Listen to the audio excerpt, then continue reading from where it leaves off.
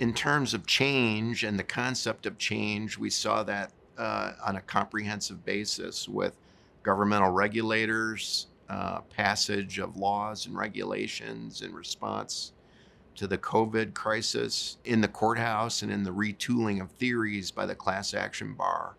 And then finally, the flip of the White House from red to blue and what that will mean in terms of government enforcement. So, if anything, 2020 was certainly a year of change.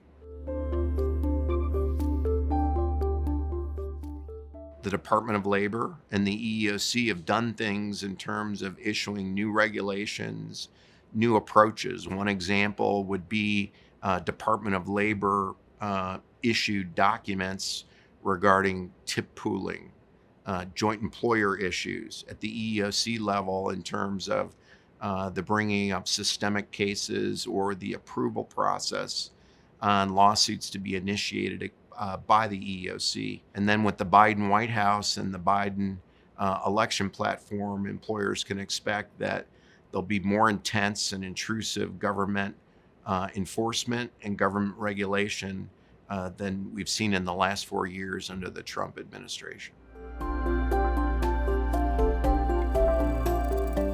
I think that spending $1 on compliance as opposed to $10 on defending a lawsuit is a basic recommendation that pays dividends for companies in terms of staying ahead of the curve, both government enforcement lawsuits and class action litigation.